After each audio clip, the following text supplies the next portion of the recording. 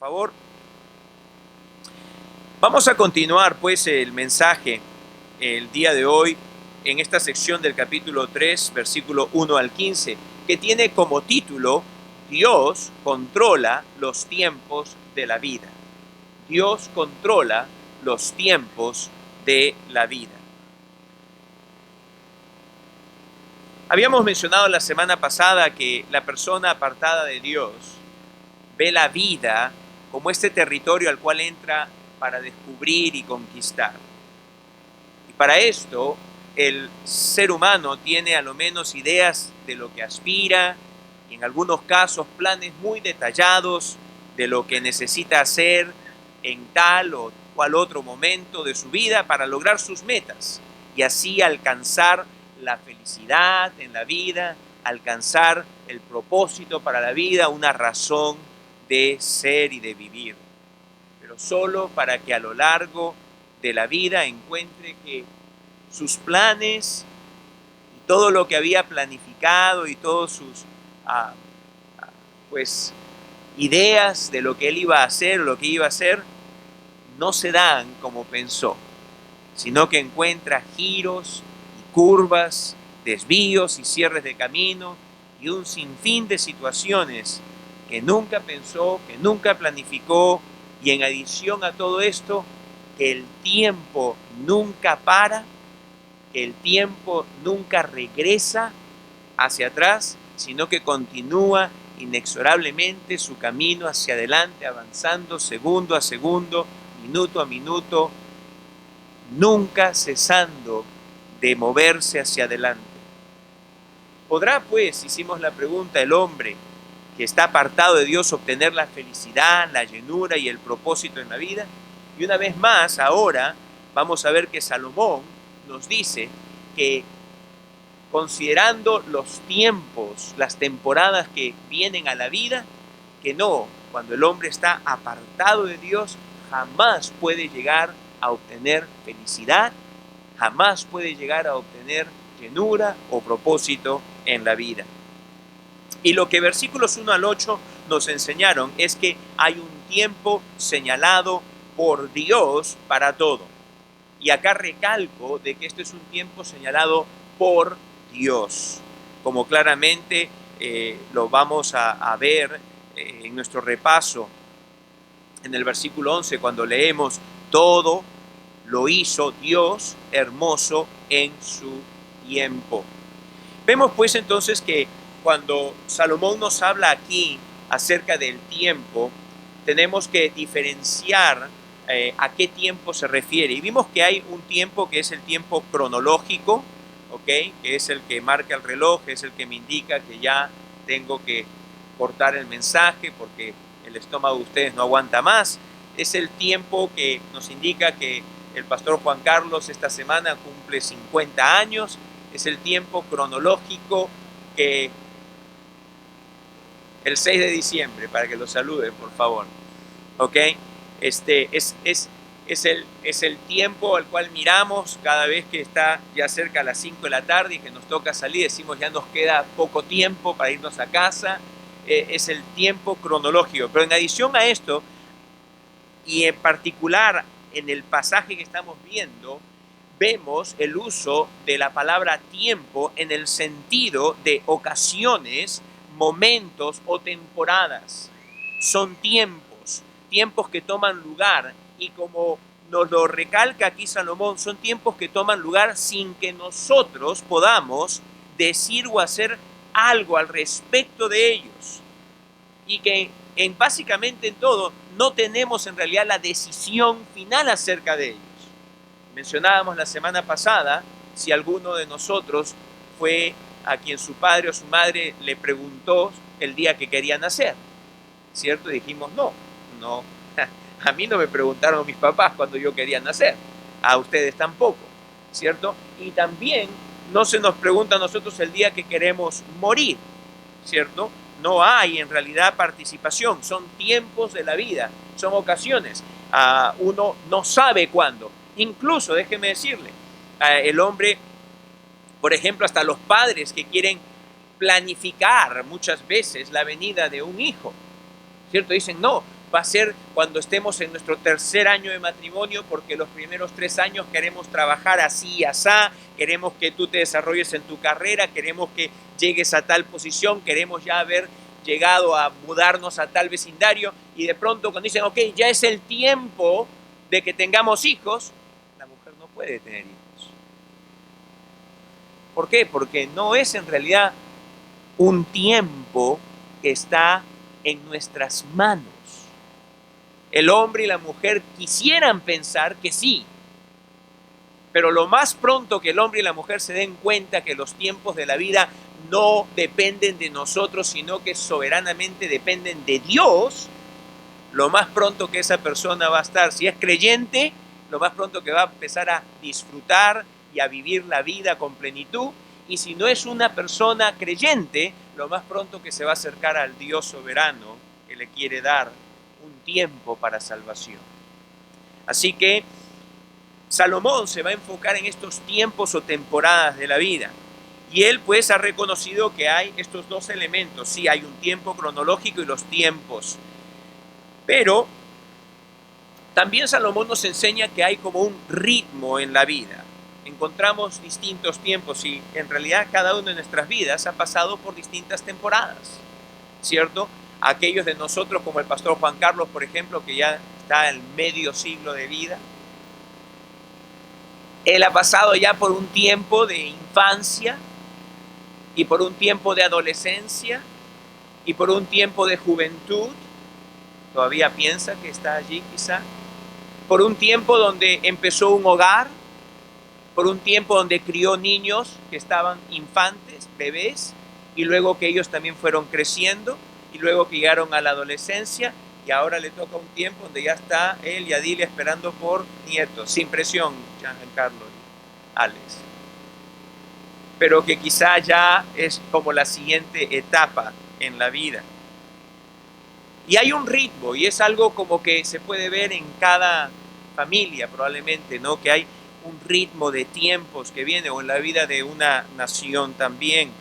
Y esto Salomón nos lo hizo ver, de que al darnos estos distintos tiempos, pues nosotros nos damos cuenta que hay un ritmo en ellos. Y vimos de que la idea detrás de todos estos tiempos que hemos leído, tiempo de nacer, tiempo de morir, tiempo de plantar, tiempo de arrancar, tiempo de matar, tiempo de curar, etc.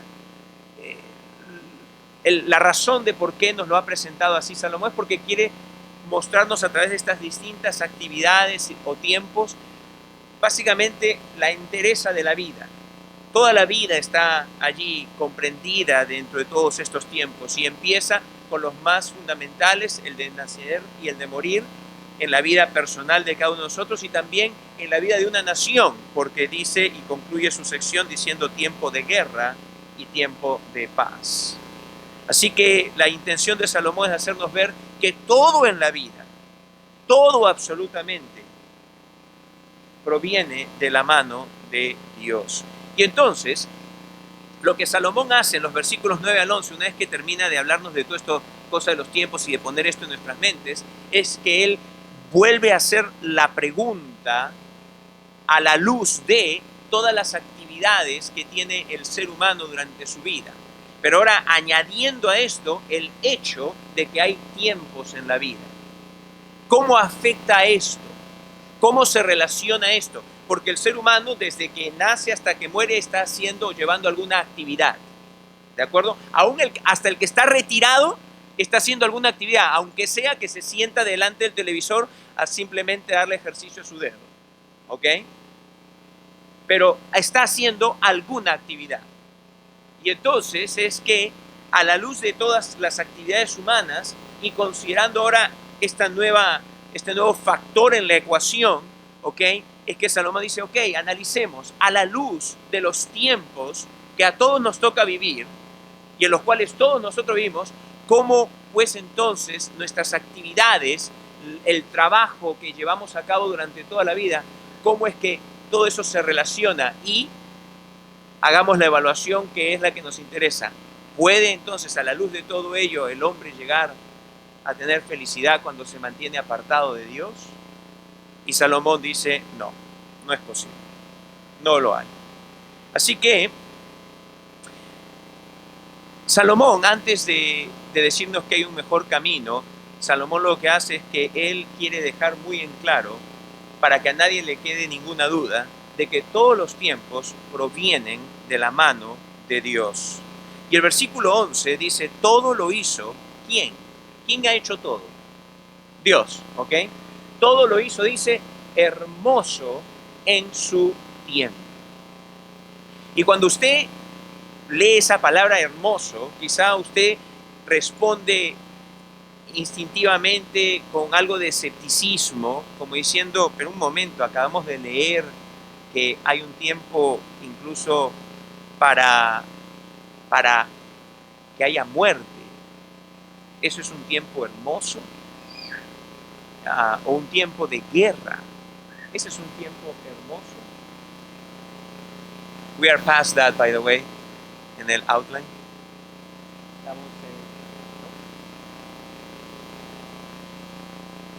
Estamos en el 11. Regresa. El 11. Dios ha hecho todo apropiado en su tiempo. Gracias. Y lo que tenemos que hacer es, una vez más, seguir aquí el hilo de pensamiento que Salomón nos presenta. Y vamos a retomarlo allí en el versículo 11. Y dice, todo lo hizo hermoso en su tiempo y ha puesto eternidad en el corazón de ellos, sin que alcance el hombre a entender la obra que ha hecho Dios desde el principio hasta el fin. ¿Ok? Entonces, aquí hay algunas cosas que Dios nos está enseñando. Uno, nos dice que Él es el soberano sobre todas las cosas que suceden. Él es el que trae todos los tiempos o las temporadas de la vida. Eso no cabe ninguna duda. ¿Ok?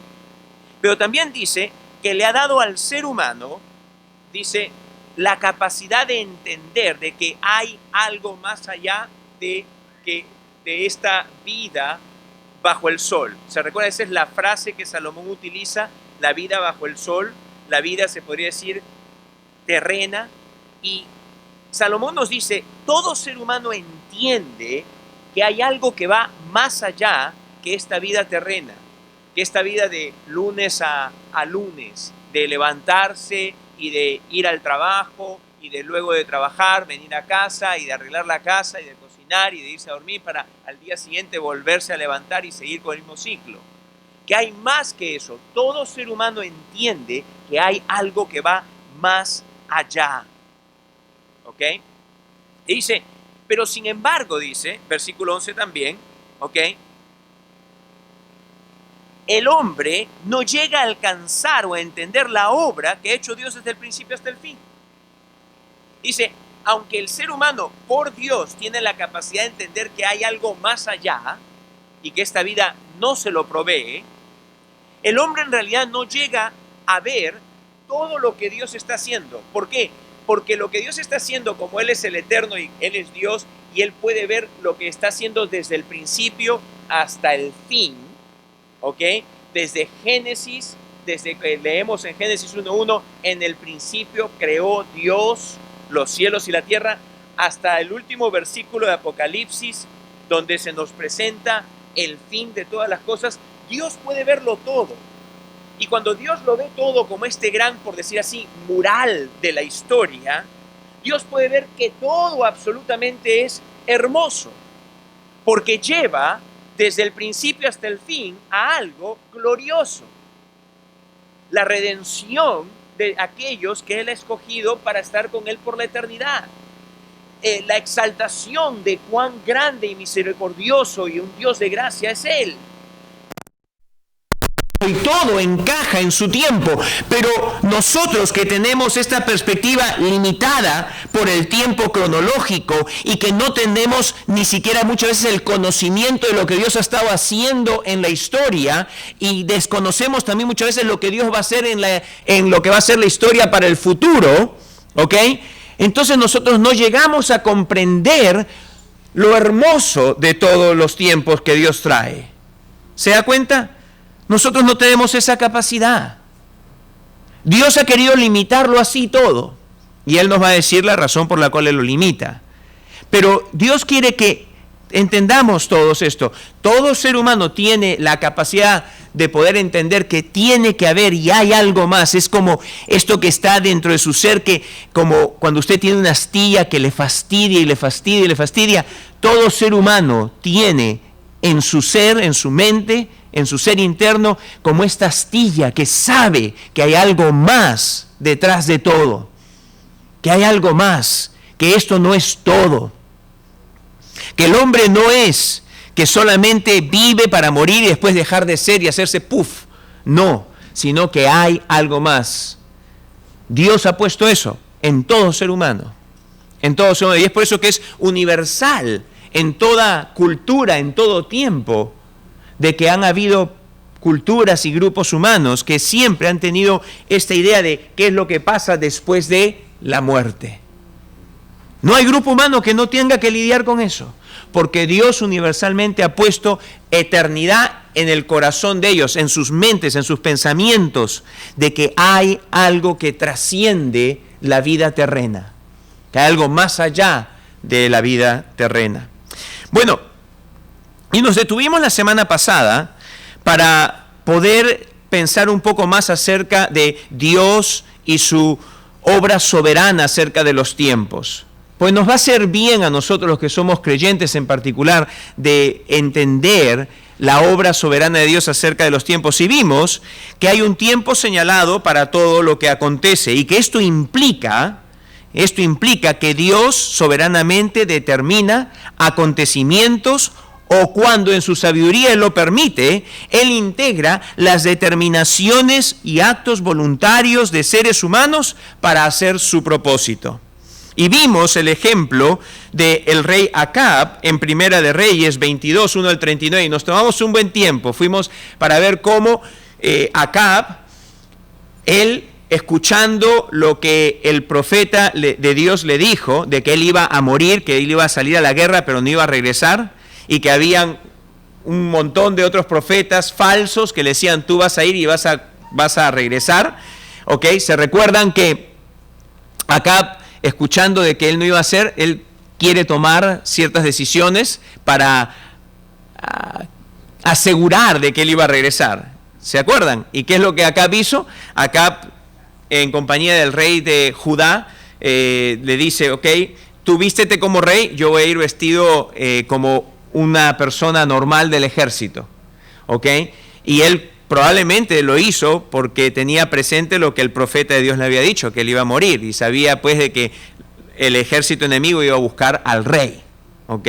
Dicho sea de paso, parece ser que no le preocupó, como decimos en inglés, to throw under the bus, el de tirar bajo el ómnibus al otro rey, porque dijo, tú vístete como rey, si te agarran a ti, que te maten a ti, ¿no?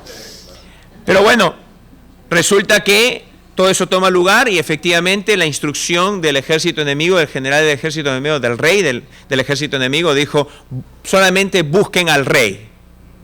Y al rey lo reconoció indudablemente por sus ropas reales. ¿Ok? Así que encontraron al rey de Judá. Y el rey de Judá dijo, ¡wow! Yo no soy Acab. Se han equivocado. Y viendo entonces, chequearon en sus iPhones si es que tenía la foto y dice, no, este no es. No habían iPhones, por si acaso no va a creer que habían iPhones en ese entonces. ¿Ok? Para mis hijos que nunca han vivido un tiempo donde no había iPhones, pensar de que hubo un tiempo que nunca hubo iPhones es increíble. Pero bueno, entonces la Biblia, en una forma tan, ¿cómo le podría decir? Tan natural, tan simple, pero también como con un tonito de ironía, ¿no? Como que menciona en el siguiente versículo, ay, por si acaso, no nos olvidamos de Acab, ¿no? Un hombre agarró su arco y tiró una flecha.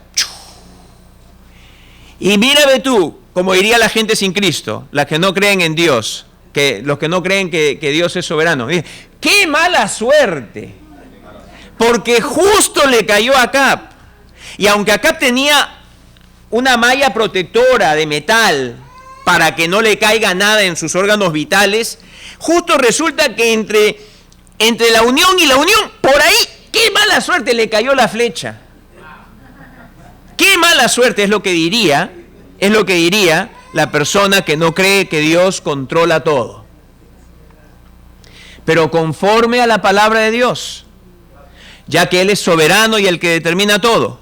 Acab tenía sus días. Hay un tiempo para nacer, hay un tiempo para morir. Y ese era su día. Y aunque Acab decidió, porque el punto de la ilustración que les di era para que ustedes vean cómo Dios integra muchas veces las decisiones voluntarias, porque ¿quién decidió irse así de vestido? Acab mismo. ¿Quién fue el que ideó acerca de este plan? Acab mismo. Dios no lo hizo por él. Él tomó sus propias decisiones. Él hizo lo que él quiso. Pero Dios, en su soberanía y en su control de todo, integra nuestras decisiones voluntarias y personales para llevar a cabo su plan. Para que a nadie se le venga en la mente de que, bueno, pues Dios es uno que como marionetas nomás hace que maneja todas las cosas. No. Dios te da a ti y a mí el de tomar decisiones, el de hacer decisiones. Y Él integra todo esto dentro de su plan. Cosa que el día que te presentes delante de Dios, si te presentas delante de Él sin Cristo, escúchame, no vas a tener excusa. Porque si tú llegas adelante de la presencia de Dios sin Cristo, va a ser totalmente una decisión que tú tomaste de rehusar, como diría Juan 3:36, de rehusar creer en el Hijo de Dios para tu salvación. De rehusar creer tú. Así que ese fue el ejemplo y ahí fue donde nos quedamos, pero quisiera que podamos continuar dando otro ejemplo acerca de esto que me parece que desde otro ángulo, ahora incluso cómo afecta hasta naciones enteras. Vamos al libro de Isaías, al capítulo 10, por favor, y vamos a leer allí versículos 5 al 12. Isaías 10.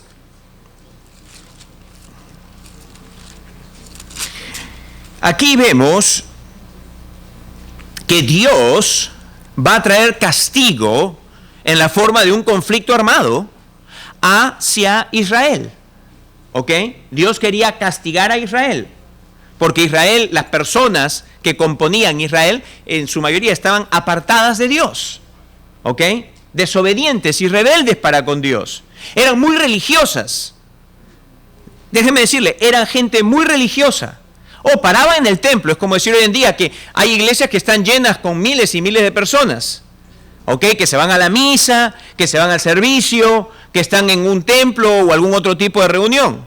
Hay mucha gente que tiene así, pero eso no significa necesariamente de que están bien con Dios.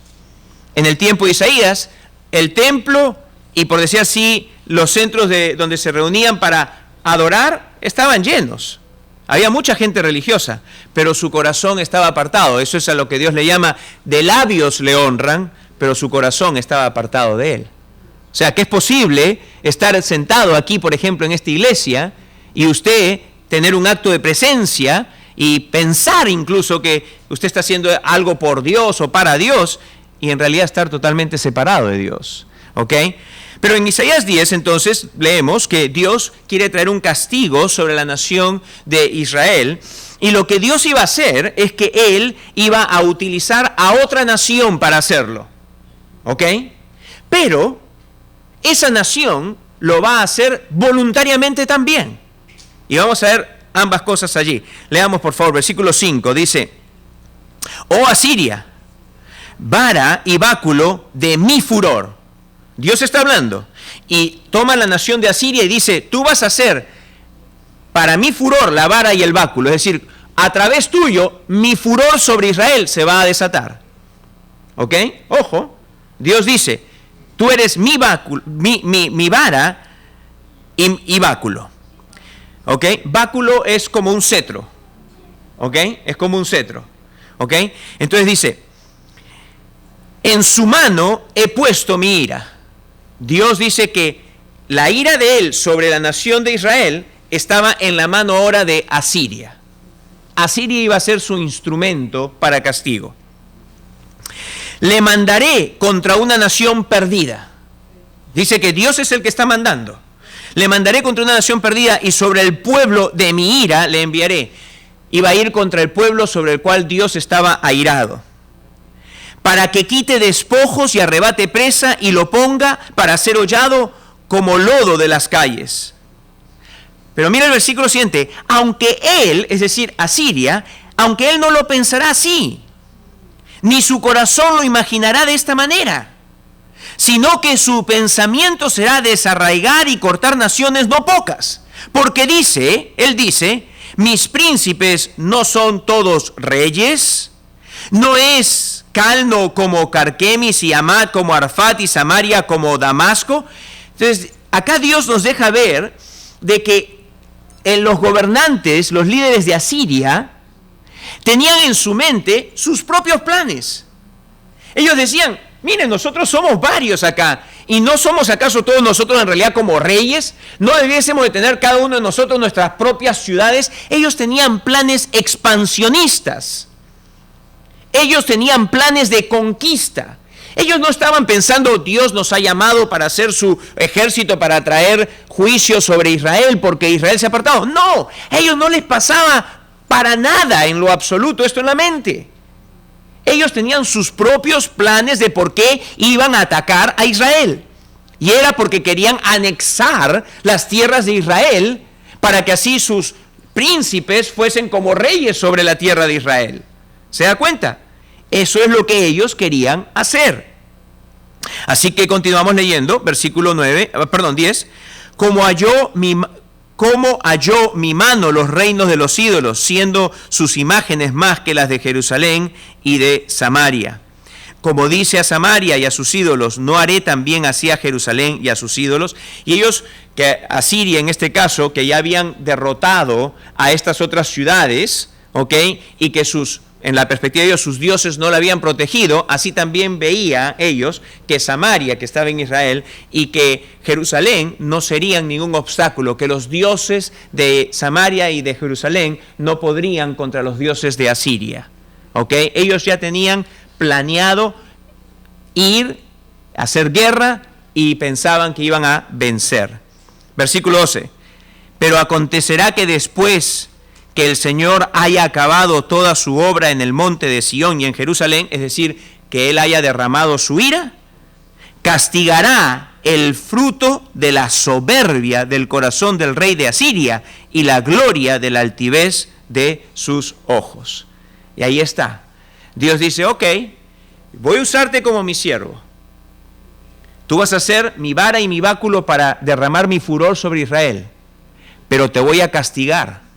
Porque la razón por la cual tú lo haces es porque tú quieres atacar y quieres anexar y hacer lo que es incorrecto a mis ojos. ¡Wow! El tiempo de guerra venía y nadie lo iba a parar.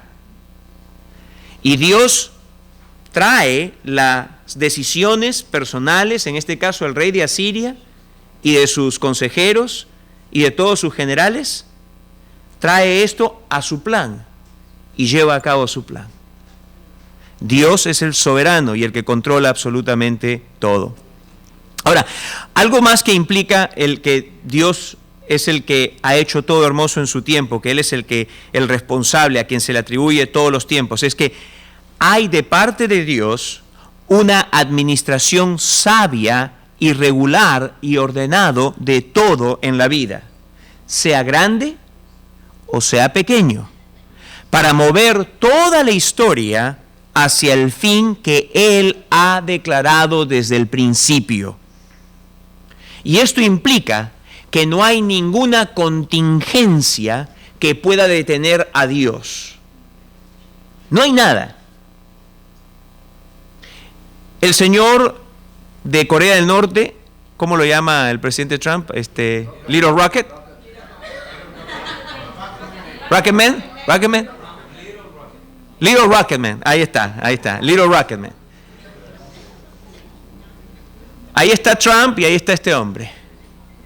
Yo no sé si se va a desatar una guerra o no.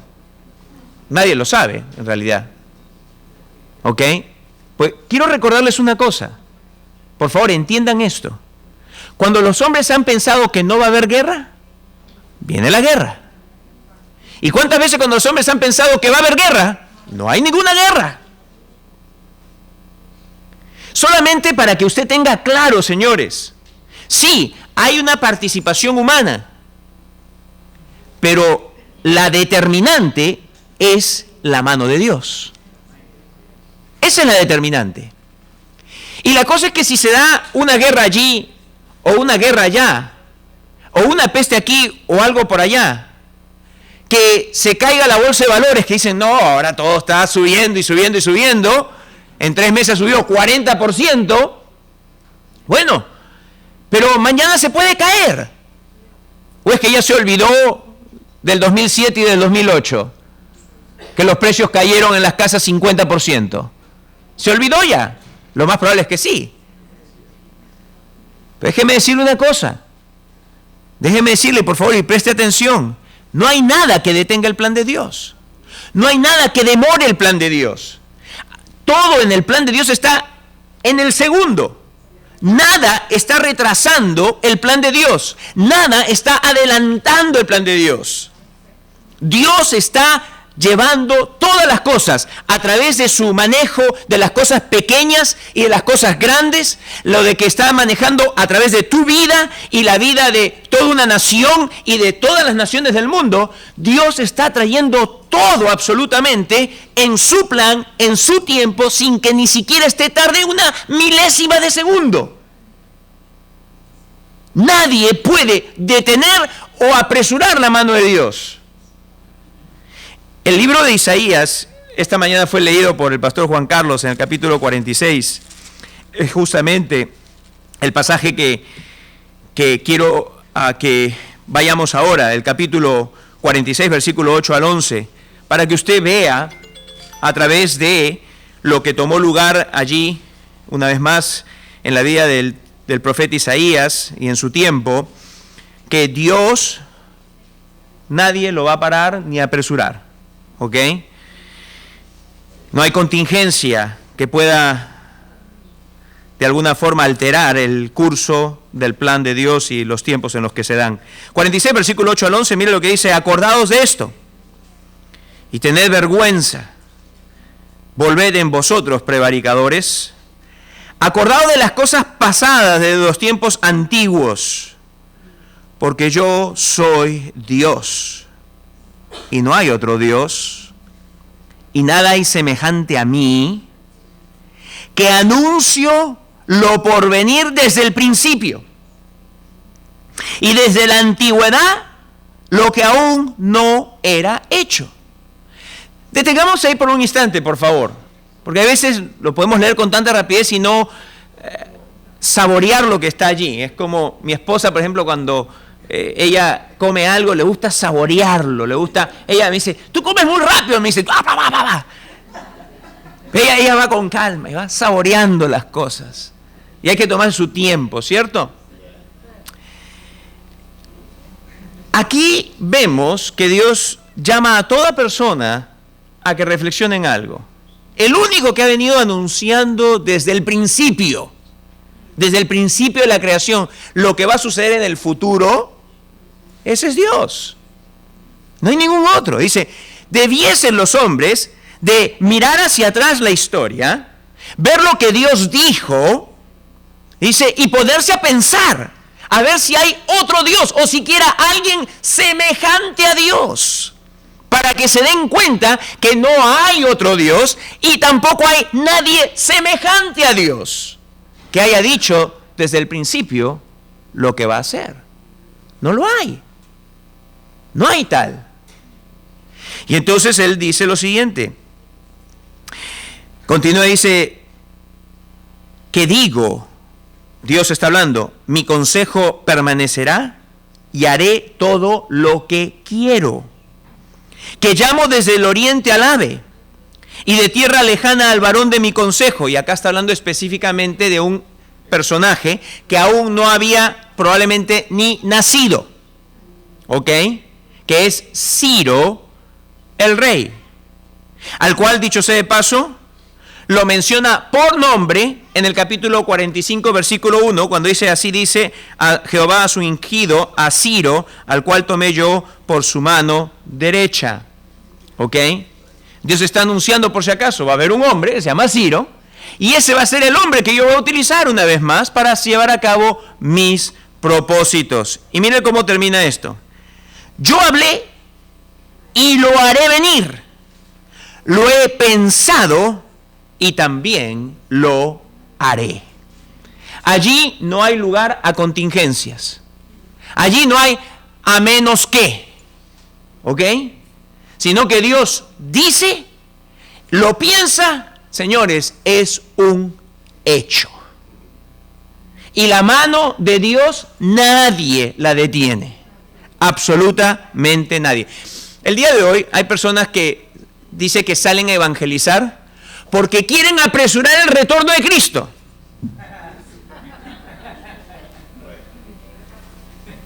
Hay personas que piensan así. Hay que salir a evangelizar porque mientras el evangelio llegue más rápido a todo el mundo, Cristo va a venir más prontamente. Señores, nadie puede adelantar la mano de Dios, nadie puede retrasar la mano de Dios. No hay cosa, situación, evento mundial que pueda suceder que de alguna forma altere el plan de Dios. Y no solamente, ojo, escucha, no solamente en el sentido macro de las cosas, en la historia del mundo o de una nación, sino yo quiero traerlo aún en el sentido personal tuyo, de tu vida, de tu familia. ¿Ok? Dios es el que está en control de todo absolutamente, de todo absolutamente. Otra implicación de que Él es el que hace todos los tiempos y todos los tiempos son hermosos. Tenemos que, al leer la Biblia y al ver la historia, darnos cuenta que hay tiempos definidos donde ciertos eventos toman lugar. ¿Ok? Ciertos eventos, de acuerdo al plan de Dios, conforme Él ha descrito aquí en la Escritura, hay ciertos eventos que toman lugar. Por ejemplo, en Génesis 15, el versículo 14 y el 16, es donde se nos informa que Dios le dijo a Abraham, tu descendencia estará en Egipto por un periodo de 4 siglos. ¿Ok? Y luego en el versículo 16 le dice, y para cuando yo los voy a sacar de Egipto, va a ser en ese tiempo porque, y Dios dice así claramente, la maldad del amorreo aún no llega a su colmo. ¿Ok? Es decir, todavía no había sucedido. Por cientos de años, todavía este grupo llamado los amorreos ni siquiera habían estado probablemente en ese lugar.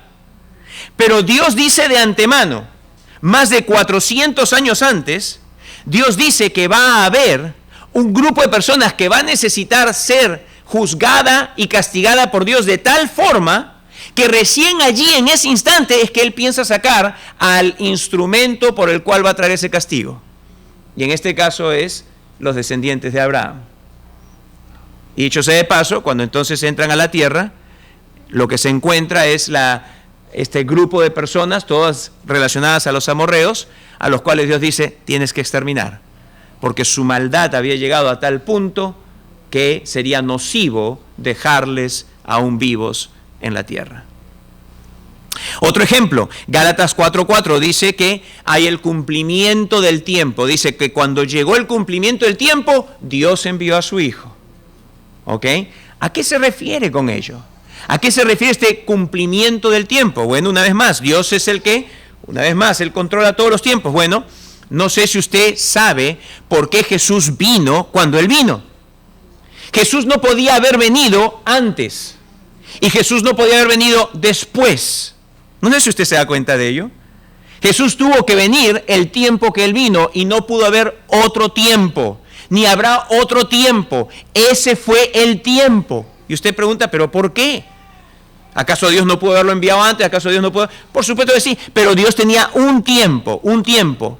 Y dentro del plan de Dios habían varias cosas en todo lo que es la política, la cultura, la economía, el desarrollo de la sociedad de aquel entonces que tenía que darse para que Jesús llegue en esa condición. Y no en otra. No sé si usted sabe lo siguiente, pero déjeme enseñarle por qué en ese tiempo. Bueno, en primer lugar, vemos de que había un imperio. ¿Cómo se llama el imperio bajo el cual el Señor nació? El Imperio Romano. Como Imperio Romano, ¿gobernaba con mano suave o fuerte? Fuerte. Está la historia que nos enseña que había lo que se llamaba la Pax Romana, que podemos traducirla como la paz romana, que era la paz relativa que había en el mundo de aquel entonces por la mano fuerte que tenían los romanos en su administración del imperio. No solamente eso, pero también había un idioma, digamos, mundial en aquel entonces. ¿Cuál era el idioma universal? ¿Ah? ¿El inglés? Ah, yo decía, wow, acá hay una simpatizante de Trump. ¿El inglés? No. El latín no, es el griego. El griego. El griego era el idioma universal. Así como el inglés lo es el día de hoy, si yo voy a cualquier lugar del mundo, las probabilidades de que alguien hable inglés son bien altas.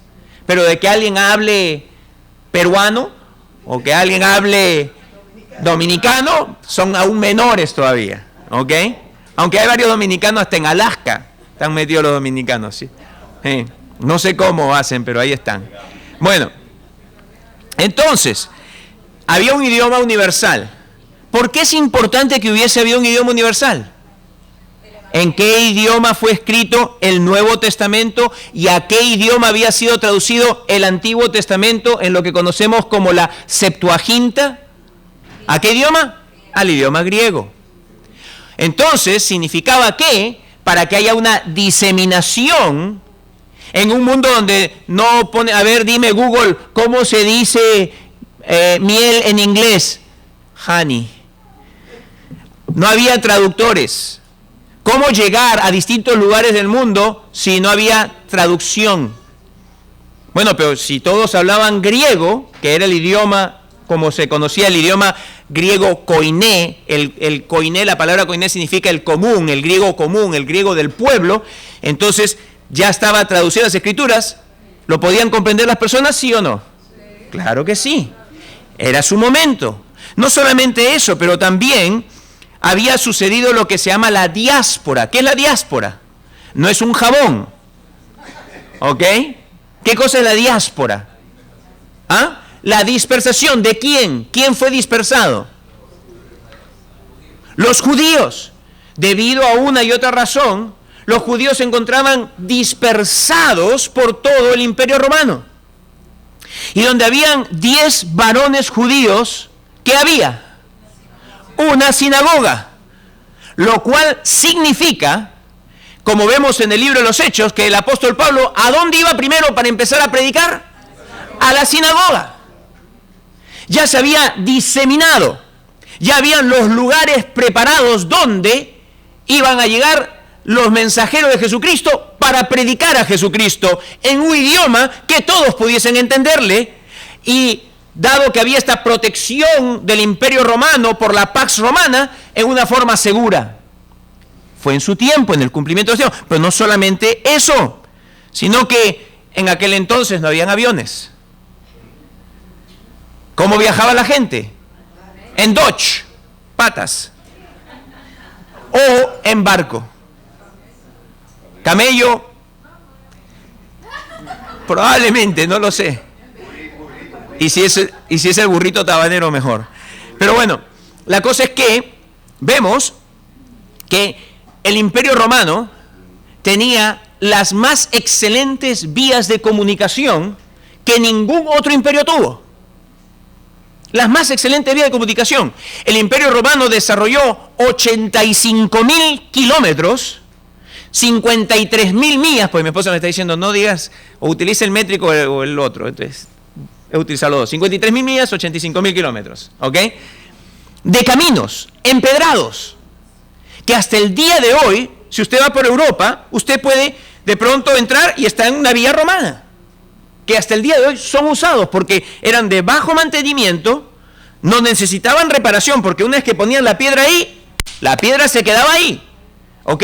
Y estos caminos empedrados tenían una conexión sumamente inteligente de parte de los romanos, donde conectaban ciudades grandes y habían carreteras que conectaban las ciudades más grandes del imperio y luego de ahí salían caminos pequeños para llegar a todo el imperio. Y la parte naviera se desarrolló de tal forma que había no solamente una naviera mercante, sino también habían cruceros. Bueno, no cruceros necesariamente, pero sí habían viajes de personas en barco. El apóstol Pablo se le ve utilizando esa vía de transporte. ¿Por qué era importante una forma fácil de transporte? Porque si habías de llevar el evangelio, tenías que llegar allí primeramente. Y llegar a alguien que te entienda lo que vas a decirle, hablando el mismo idioma, y que tuvieses más aún todavía. El Imperio Romano tenía libre movimiento de gente. Y eso es muy importante. Por ejemplo, si uno va ahora a la Comunidad Europea, usted puede saltar de Francia a Alemania, y de Alemania puede entrar a Italia, y de Italia puede irse a Austria, y de Austria regresa a Italia, y de Italia se puede subir a Francia, puede irse a Holanda, puede irse a cualquier lugar de la Comunidad Europea sin tener que tener un pasaporte. ¿Por qué? Porque hay libre movimiento de personas. No hay inmigración que te pare. Y bueno, en el Imperio Romano, las vías y los medios de transporte y las comunicaciones y el libre movimiento de personas y de bienes se dio. Por eso es que la Biblia dice, en el cumplimiento de los tiempos, el Hijo de Dios vino. Dios es el que controla todos los tiempos.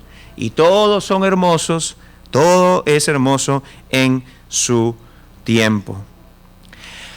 Otra implicación más acerca de los tiempos, muy importante. Amados, no hay nada que sea el resultado de la casualidad. No hay casualidad. ¡Qué casualidad! ¡Qué buena suerte! ¡Qué mala suerte! Sí, por favor, como dice mi esposa, por favor, nunca quiero ver a usted que diga, voy a estar de viaje tal. Toco madera por si acaso. No, la casualidad, amados, no existe. A tal punto que cuando la Biblia menciona acerca de echar suertes, dice que la suerte es ¿de quién? De Jehová. La suerte, en este caso, el chance, la probabilidad de que algo se dé, en un sentido matemático, ¿ok? En un sentido matemático, que si tengo una moneda de 2 y tiro para echar suerte, ¿qué probabilidades hay o qué chance o qué suerte hay de que caiga cara o sello? 50-50. Pero que caiga cara, si Dios lo que quiere es cara, depende de él. O si caiga sello, si Dios quiere el sello, es por él. Aún la suerte o el chance matemático, estoy hablando, ¿ok?, es de Dios. Eso pues entonces totalmente elimina la posibilidad de casualidad. No existe la casualidad, señores. No existe la buena suerte ni la mala suerte. No la hay. Lo que sí es que el tiempo que nos toca vivir, como creyentes, debiésemos nosotros de buscar que entender para qué Dios nos puso en este tiempo. En el libro de Esther, encontramos en el capítulo 4 y el versículo 14 lo siguiente. Cuando el pueblo de Dios estaba a punto de ser exterminado, entonces Dios usa a Mardoqueo para hacerle llegar esto a una joven judía que estaba en una posición única como esposa del rey que dio la orden que podían matar a los judíos. Y en el versículo 14, Mardoqueo, el tío de la reina Esther, le manda decir lo siguiente a ella, 4:14. Porque si callas absolutamente en este tiempo, respiro y liberación vendrá de alguna otra parte para los judíos. Mire, Mardoqueo estaba convencido de que Dios no permitiría la aniquilación del pueblo judío. ¿Ok? Y le dice a Esther, quizá tú te callas y tú no quieres participar de ello. Bueno, déjame decirte, Dios lo va a hacer de otra forma. ¿Recuerdan? El plan de Dios nunca es retrasado. El plan de Dios nunca se retrasa, nunca se adelanta. El plan de Dios continúa. ¿Ok? Pero mira lo que continúa el versículo 14 diciendo. mas tú y la casa de tu padre pereceréis. Serás también, si eres desobediente a lo que Dios, para la razón que Él te ha puesto, también tendrás que dar cuenta al Señor, aún como creyente, ¿ok? Y quién sabe si para esta hora o tiempo has llegado al reino. ¿Qué pregunta? Y es la pregunta que nosotros podríamos hacernos y debiésemos de hacernos, Señor. Yo he nacido el siglo pasado. He nacido y tengo 50 años, casi. Y yo lo estoy hablando por mí, ¿por qué se ríen? ¿Ok? Dice, he nacido y estoy aquí. No nací en 1800. He nacido y estoy vivo aquí ahora. Señor, ¿para qué? Hay una razón, hay un propósito, hay una razón que solamente tú, para lo cual Dios te ha traído a ti, a este instante, a este momento. Entonces, mi vida, yo que soy una persona que, ¿quién soy? Bueno, sí. Recuerda, tú y yo no vemos la figura completa. Pero Dios sí, y dentro de todo el cuadro de la historia que Dios está realizando, tú estás allí, yo estoy allí, y tenemos una razón de ser dentro del plan de Dios. Por lo tanto, amado, no seas persona que no lo ve de esa forma, sino que más bien busca que entender, Señor, ¿para qué me has puesto aquí? Tú dices, pero es que yo he venido a conocer a Cristo cuando ya yo he estado en mis últimos años. Hay una razón. Yo no lo sé. Y tú tampoco lo vas a saber si es que no te envuelves en ello. Pero yo nada más tengo en este momento, estoy criando a mis hijos y no hago más que criar a mis hijos. Está muy bien. ¿Quién sabes tú, como por ejemplo, esa madre que dio a luz un niño que dicen que era tan hermoso, que se parecía al pastor Juan Carlos? Pero su nombre era Moisés. Esa madre no quiso, por temor al Señor, no quiso hacer nada. Pero imagínate tú, de allí salió el liberador de Israel. O sea, tú no lo sabes, pero ten por seguro algo. El tiempo que te toca ahora vivir a ti es el tiempo que Dios te ha dado. Y ese tiempo es el tiempo que tú necesitas venir como creyente y decirle al Señor, Señor, aquí estoy, muéstrame para qué soy de uso para ti en este tiempo. Bueno, el tiempo se me ha ido a mí, ¿ok? Y no es casualidad, sí. Y una vez más, no he vuelto a acabar. Sí, no es casualidad, es porque lo utilicé. Déjeme decir una cosa, denme por favor, ténganme la gracia de darle 10 minutos más, por favor, porque quiero acabar esto ya. Déjeme decirle, como estamos viendo en el versículo 11, Dios, y ya se los he mencionado, Dios le ha dado a todo ser humano el que entienda que hay algo más.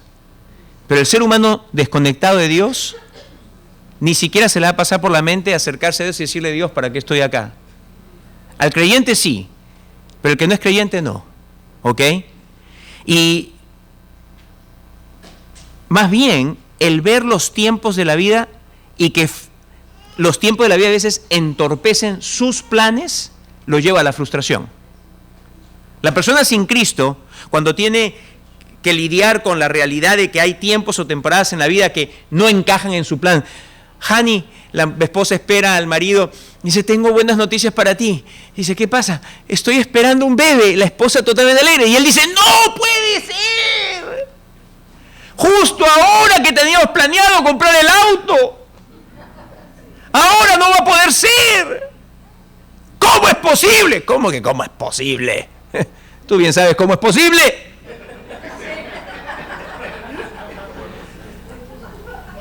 Entonces, los tiempos, para el que está sin Cristo le son de frustración. Porque, acuérdese usted cuando estaba sin Cristo y las cosas no le salían de acuerdo a sus planes, ¿acaso no lo frustraban? Claro que sí. Hay algunos creyentes que hasta se frustran el día de hoy. No me sale porque es que Dios no me quiere bendecir. ¿Será que Dios no me encuentra a mí tan bien como él o como ella? No. Pero déjeme decir una cosa. Esto le va a ayudar a usted a entender por qué la gente a veces también reniega tanto contra Dios. Porque no entendiendo muchas cosas acerca de Dios, se la agarra y se la tira con Dios. Y se frustra cuando tiene que lidiar con esto de que no tiene control sobre ello, estos tiempos o temporadas. Mire, para darle un ejemplo, la humanidad al final del siglo XIX, ya al borde del XX, la humanidad tenía, y digo la humanidad de aquel entonces, sobre todo en Estados Unidos y Europa, tenía una forma de pensar bien particular. En Europa lo llamaron The Belle Epoque, la bella época, y en Estados Unidos la llamaban The Gilded Age, la edad dorada. ¿Por qué? Porque hacia el final de los 1800, cuando usted ve en las áreas de las ciencias, en las áreas de la economía, en las áreas de la sociología, se vieron grandes avances científicos. Europa acababa de pasar por las guerras de los 1800, las guerras napoleónicas, y había una paz relativa en Europa. ¿Ok? Y entonces los filósofos de aquel entonces, había una explosión de nuevos filósofos que estaban trayendo todas estas nuevas ideas, entre ellos también incluso Karl Marx, con lo que llegó a ser conocido como el marxismo, presentando esta idea de una sociedad utópica donde ya no tuviese que haber envidia ni nada, todos podrían tener por igual lo mismo todos, etcétera. Todos estos pensamientos se fueron dando al final de los 1800, y este gran descubrimiento, según ellos, de que en realidad, ni siquiera Dios existe, con Darwin. Todo esto se dio en final de los 1800. Conclusión, señores, dijeron ellos, la élite, los pensantes de aquella época, dijeron, señores, la humanidad está entrando en una edad dorada. La economía está avanzando, es un boom, todo el mundo tiene trabajo, todo el mundo tiene plata. En los Estados Unidos, cuando empezó todo lo que fue el avance de la bolsa de valores en Estados Unidos, que eventualmente terminó en el gran crash de 1929, ¿ok? Pero por los primeros años, cuando se entra ahí, todo el mundo cree eso y todo el mundo decía, no van a haber guerras. Ya llegó el tiempo donde las guerras son una cosa del pasado. Y ¡boom! 1914 viene la Primera Guerra Mundial. Pero esta gente no perdió las esperanzas. Dijeron, no, señores, esta es la guerra, la llamaron así, que acaba todas las guerras. Esta es la guerra que acaba todas las guerras. Cuando termina 1918 la Primera Guerra Mundial, entonces todas las naciones dijeron, nos tenemos que armar, forman la Liga de Naciones, predecesora de las Naciones Unidas, y todo el mundo dijeron, ahora sí, ahora todos nos estamos poniendo de acuerdo, ahora está este organismo mundial, la Liga de Naciones, todos vamos a hacerlo de tal forma que no van a haber más guerras, no van a haber más crisis, y con todos los avances que estamos teniendo, señores, esto es el cielo en la tierra. ¡Pum! 1929 el crash. La depresión. Europa empieza a tener malas cosas. Alemania en particular, que perdió la Primera Guerra, peor aún. Y en eso se levanta un elemento caudillo en la persona de Hitler, que dicen, señores, los culpables son esos judíos cochinos, que lo que han hecho es que ellos son los dueños de todos los bancos. Y empieza a levantar todo. Y señores, tenemos la Segunda Guerra Mundial.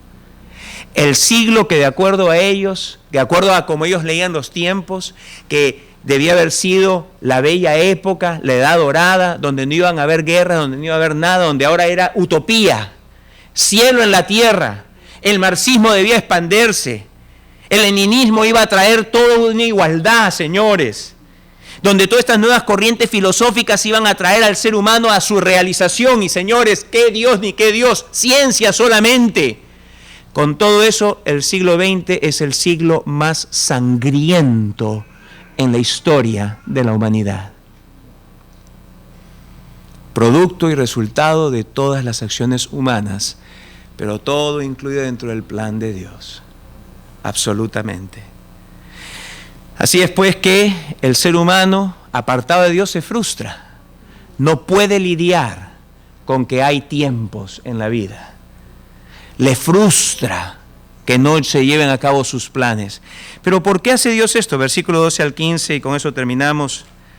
Dice, yo he conocido que no hay para ellos cosa mejor que alegrarse y hacer bien en su vida, y también que es don de Dios, que todo hombre coma y beba y goce el bien de toda su labor. He entendido que todo lo que Dios hace será perpetuo, sobre aquello no se añadirá, ni de ello se disminuirá, y lo hace Dios, para que delante de Él teman los hombres. Aquello que fue, ya es, y lo que ha de ser fue ya, y Dios restaura lo que pasó. Simplemente esto. Salomón una vez más viene y dice, señores, dice, hay una mejor manera de vivir. Y esta manera de vivir proviene como un regalo de la mano de Dios. Es decir, es necesario que el ser humano, y versículo 14 lo dice específicamente, ¿por qué Dios no le permite al ser humano ver más allá de ello? Una vez más, para que se frustre y tenga que reconocer algo. No soy yo el que controla la vida, eres tú. Tan sencillo como eso. Eres tú el que controla todo. Señor, ante ti me presento. Te pido que me perdones. He querido vivir toda esta vida a mi forma, a mi manera. Que la gente reconozca humildemente que somos más que criaturas. Hemos sido creados. No somos Dios. No tenemos el control de nuestras vidas. No controlamos los tiempos. Toda nuestra actividad termina dejándonos igual de vacíos. Pero sin embargo, Dios, tú eres el único que tiene el control de todo. Y que esto pues es un regalo de ti. La felicidad y la llenura pueden venir, sí, pero cuando el ser humano reconoce y se acerca a Dios y restaura una relación con Dios por medio de su Hijo Jesucristo. El creyente reconoce que los tiempos son de Dios, y el creyente que reconoce eso tiene la capacidad de Dios para vivir y disfrutar aún en los tiempos malos. Pero el que no es creyente, el que está aún desconectado de Dios, lo único que encuentra es una y otra vez frustración en la vida. Pero Dios lo deja así para que se acerquen a Él, para que le busquen, aunque sea a tientas. Pues la promesa divina es, si me buscáis de todo vuestro corazón, me dejaré ser hallado, me hallaréis, dice el Señor. ¿Cómo responder pues ante esto? Amados, la persona alejada de Dios necesita darse cuenta de algo que el profeta Jeremías dijo. El profeta Jeremías en el capítulo 2 dice, 2 males ha hecho mi pueblo. 2 males ha hecho mi pueblo, dice, hablando de los judíos. Que aunque eran pueblo escogido, no significaba que se iban para el cielo, tenían que entrar en una relación con Dios personal, ¿ok? Dice, 2 males ha hecho mi pueblo, dice, me han dejado a mí. Y lo segundo, me han reemplazado. Dice, yo que soy fuente de agua viva, me han reemplazado. Dice, ellos mismos se han hecho cisternas, se han cavado sus propias fosas, pensando que ahí van a llenar ellos de sus propios esfuerzos con agua, para de ahí sacar y saciar su sed. Y dice, no se dan cuenta que sus cisternas están rotas y que todo se desparrama. Nunca satisface. Y el ser humano sin Cristo necesita darse cuenta. Le hemos dado la espalda a Dios, señores. Le hemos dado la espalda a Dios. Podemos haber tenido mucha religión, pero le hemos dado la espalda a Dios. Y nos hemos cavado a través de nuestras vidas, nuestras profesiones, todo, buscando satisfacción y llenura en la vida y no encontrando nada. La solución, volverse a Dios. Es la única solución. Y volverse a Dios en la persona de su Hijo Jesucristo. Él es el mediador entre Dios y los hombres, aquel que nos trae a Dios el Padre para salvación. Y el creyente, amado, lee el Salmo 31:15. Y por favor, esto es precioso, atesóralo en tu corazón con toda tu alma, y te ayude esto hoy y hasta el día que estés en la presencia de Cristo. Dice así el Salmo 31:15. En tu mano están mis tiempos. Líbrame de la mano de mis enemigos y de mis perseguidores. En la mano de quién están nuestros tiempos. Y mire, acá el salmista está hablando no de los tiempos de la nación, no de la historia en general, no, dice mis tiempos. ¿Estás en una edad mayor? ¿Estás en una edad intermedia? ¿O estás en la niñez? ¿En la juventud? tus tiempos y todo lo que estos traen están en las manos de ¿quién? Si tú eres un creyente, ¿en la mano de quién? De Dios. En tu mano están mis tiempos. ¿Cómo no debiese eso de quitarte temor, por ejemplo? Hay algunos de nosotros que viven con miedo todo el tiempo, miedo. ¡Ay, que si el chino dispara! ¡Ay, que si se cae esto! ¡Ay, que si se cae el avión! ¡Ay, ay, ay, ay!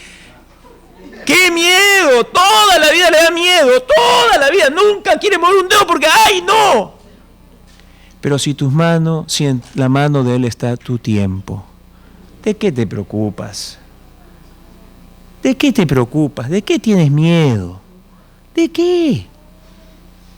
Ahora tú me dices, claro, es más fácil decirlo que hacerlo y vivirlo. Es verdad, es más fácil decirlo. Pero gloria al Señor, sea a Él, de que Él nos quiere llevar a que cuando nos toque, porque nos va a tocar, los tiempos vienen, que debemos de recordarnos, Salmo 31:15, en tu mano están mis tiempos. Es momento ahora, Señor, de venir a ese versículo y hacer verdad eso en mi vida. Vamos a orar. Padre, damos gracias por tu palabra.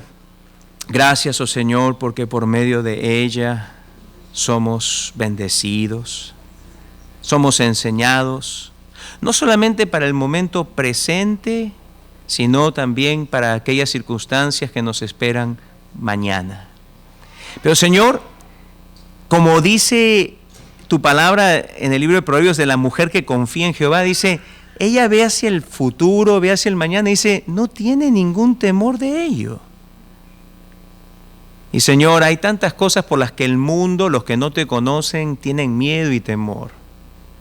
Que si Trump dice algo, que si Trump dice aquello, que si el chino hace esto, que si pasa esto, que...